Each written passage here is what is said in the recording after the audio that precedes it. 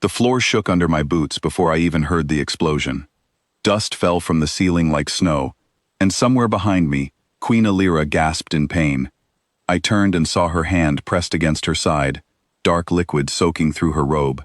She was fading fast, and the enemy was already at the gates. "Leave me," she whispered, her voice barely a breath. "Daniel, go. Save yourself." I did not move. My rifle was already in my hands, and my eyes were locked on the broken doorway ahead of me, where hundreds of shadows were gathering outside the palace walls.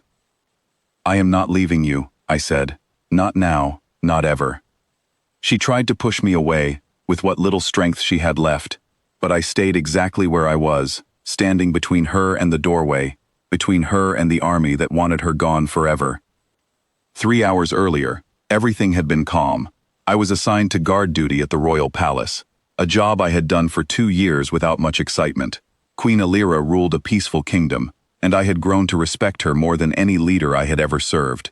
She was kind to her people, fair in her decisions, and never once looked down on me for being an outsider from a distant land. But peace never lasts forever. The first warning came from a soldier named Oliver, who burst into the throne room with fear written across his face. He said an army had crossed the northern border, moving faster than anyone expected. General Marcus, a man who once served the queen, had turned against her. He wanted the throne, and he was bringing thousands of soldiers to take it by force. The queen's advisors panicked. Some wanted to run. Others wanted to negotiate, but Alira stood tall and said she would not abandon her people, no matter the cost. I watched her make that choice, and something in me decided right there that I would stand with her until the very end. By the time the sun began to set, the army had reached the outer walls.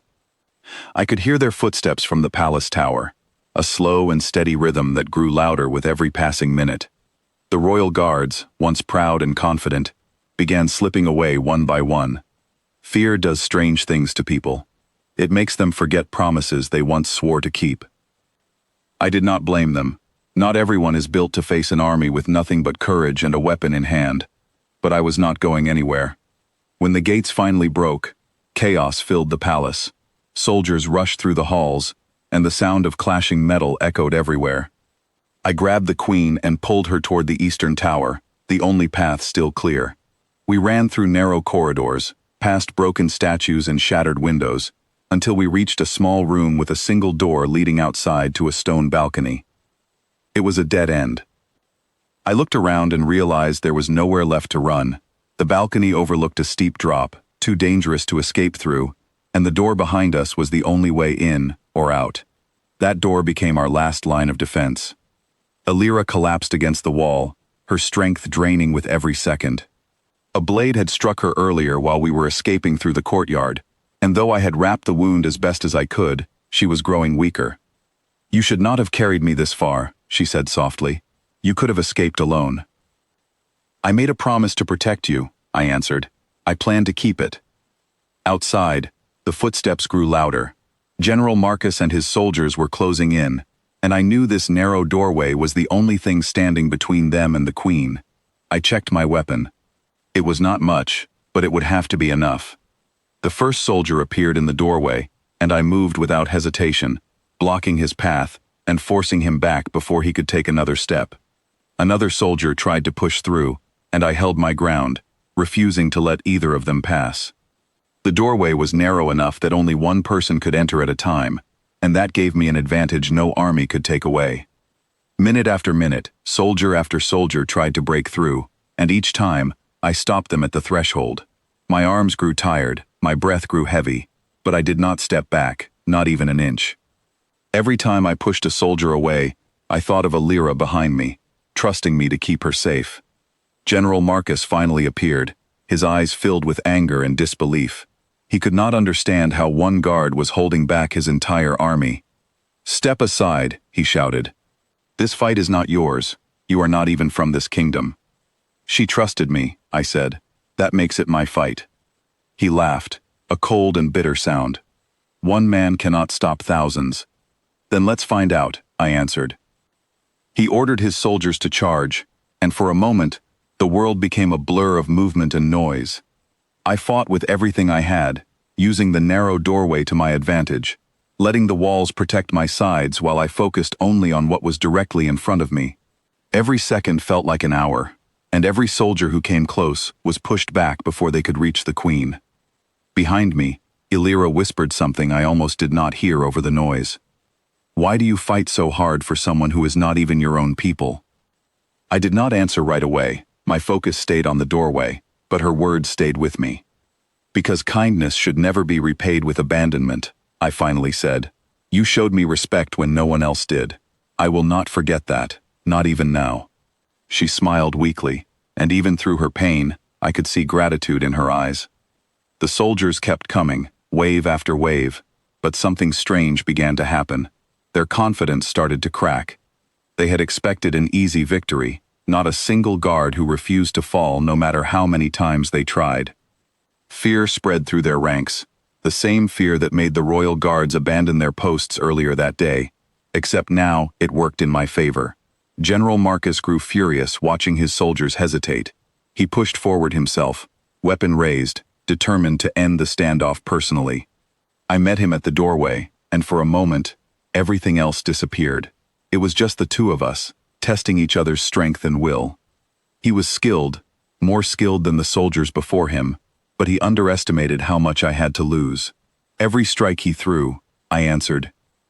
Every attempt he made to slip past me, I blocked. My body ached, my legs felt weak, but I kept telling myself one simple thing. She is still breathing behind me. That means I am not done yet. Finally, after what felt like forever, I found an opening. I disarmed him, forcing his weapon from his hands, and pushed him back through the doorway with the last of my strength. He stumbled, falling among his own soldiers, humiliated in front of the very army he commanded. Silence spread through the courtyard. The soldiers looked at their fallen leader, then back at me, standing alone in the doorway, exhausted but unbroken. Something shifted in that moment. A few soldiers lowered their weapons. Others began to whisper among themselves, questioning why they were fighting for a man who could not even defeat one guard protecting his queen. Then, in the distance, horns echoed across the valley. Reinforcements loyal to the queen had finally arrived, alerted by messengers sent hours earlier. The tide of the battle turned quickly, and General Marcus's soldiers began retreating, no longer willing to continue a fight they now doubted. I collapsed to my knees the moment the danger passed, my body finally giving in to exhaustion. Illyra crawled toward me, weak but alive, her hand resting gently on my shoulder. "You held them back," she whispered. "All of them." "I told you I would not leave," I said, breathing heavily. I meant it.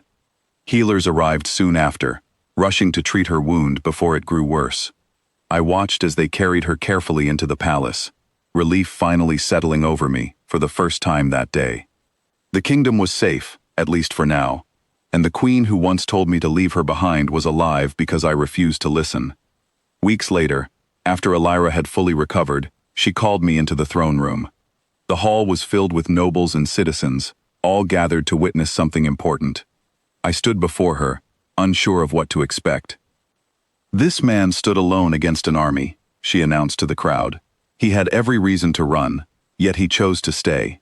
Loyalty like this cannot be bought or commanded. It can only be earned." She then named me the highest guardian of the kingdom, a title given to only a few in history.